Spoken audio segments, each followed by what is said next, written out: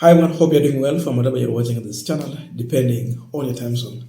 Now, from the time we had the issue about impeachment of Gachagua, more than 22 cases have been filed in court.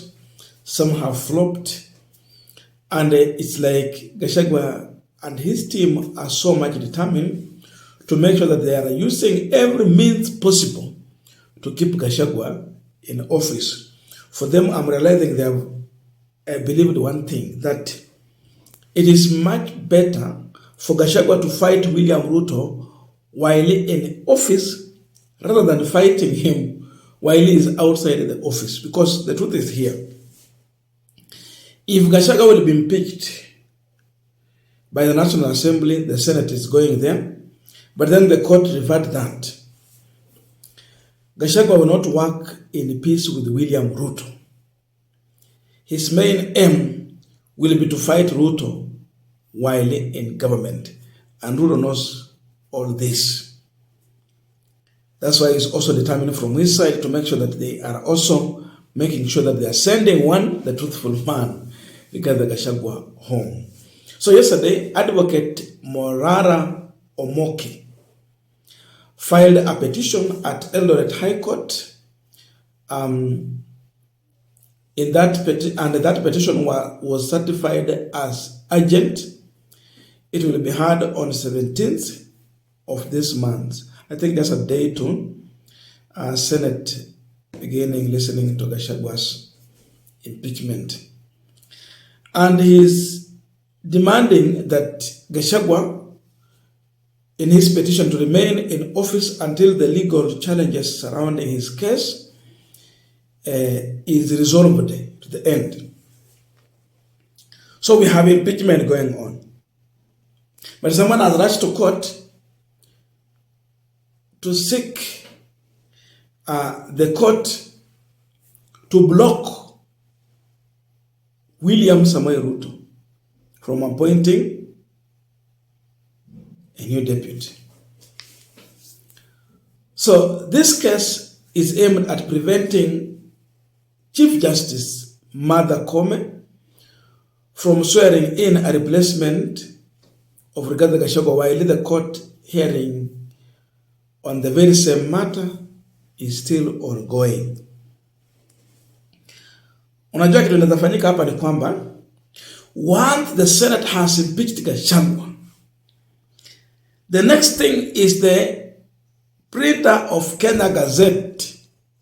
If this matter will be presented to that office, they will print a Gazette notice confirming that Gachagua has been impeached. With that alone, William Samoei Ruto will have a privilege to appoint a new deputy. Hiyo tu. Ingefanyika hivyo. So I think that is what these people are trying to solve here. And yet, this is what they are saying in the affidavit.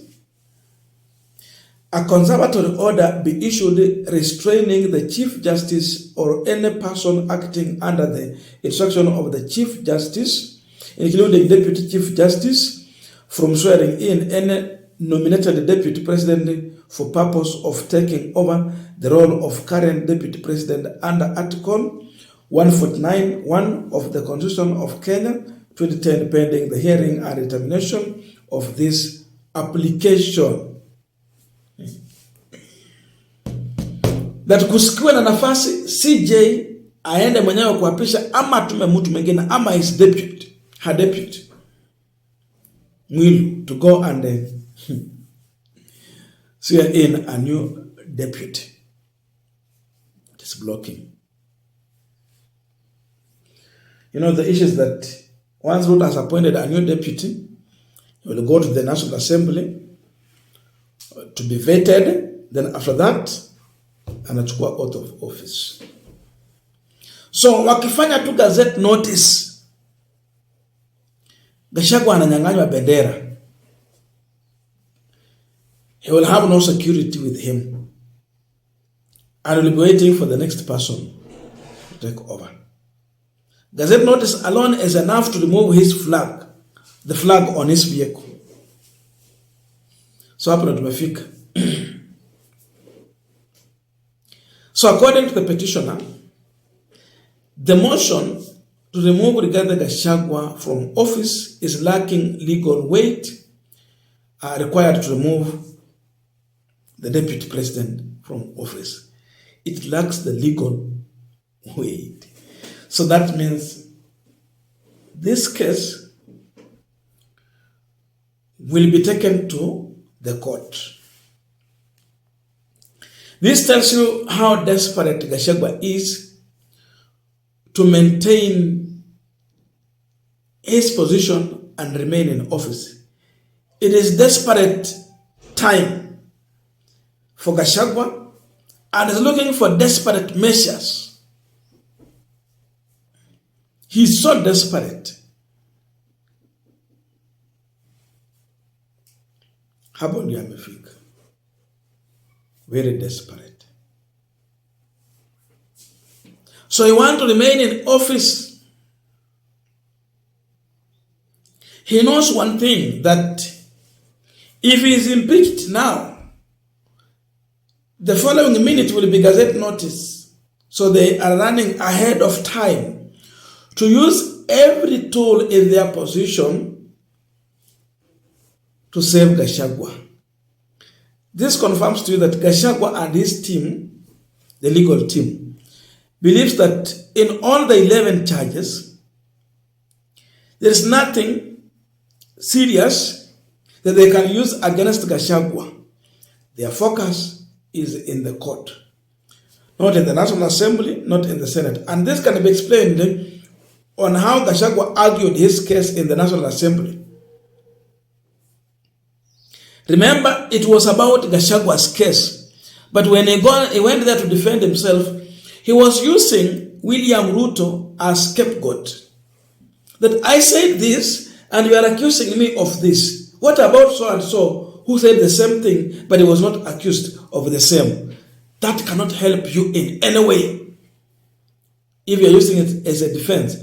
Haiwezi kuwa ya kwamba kwa sababu fulani alifanya makosa na wewe umefanya makosa na yeye hakushikwa ama hakuhudumiwa, basi wewe hii yako ya chini. Hapana. You defend yourself as an individual.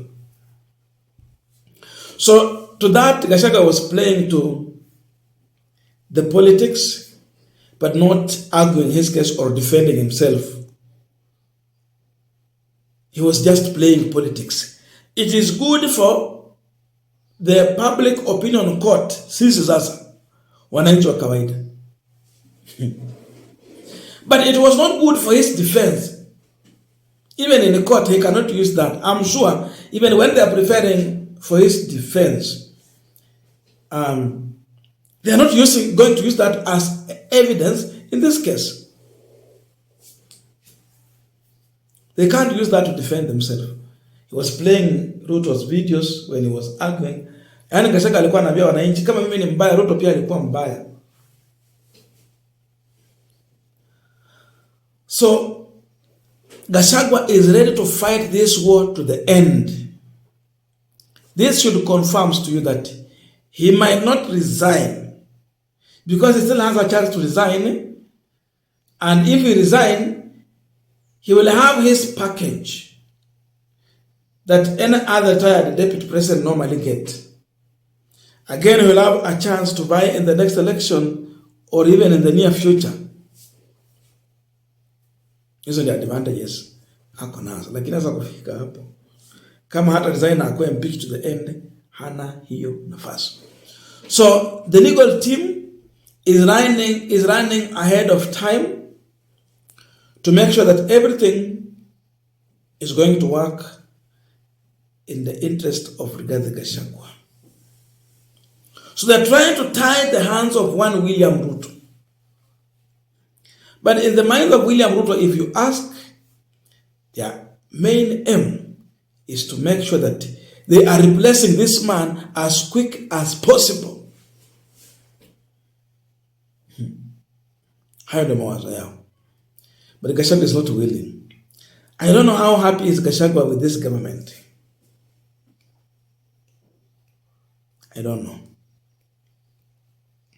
But the best thing he would have done is to distance themselves from this government for him to be genuine. To distance means you resign. But he will not resign. He wants to fight from inside, because when he's from inside, he is safe. In terms of no one will touch on his property. No one is going to freeze his account. They might not do so. And he still will have access to some classified information.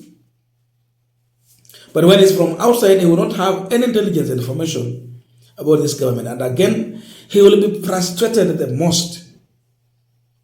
Akiamuka pivi aongee, mali yake inaguzwa. Akiamuka pivi aseme, anaambiwa ushuru fulani huko lipa, wanaweka pamoja wanaleta. So he's trying to evade that and be in government. And that is now where we are. I don't know your views, but let us put it in the comment section to continue with this discussion. Thank you so much, and see you in our next video.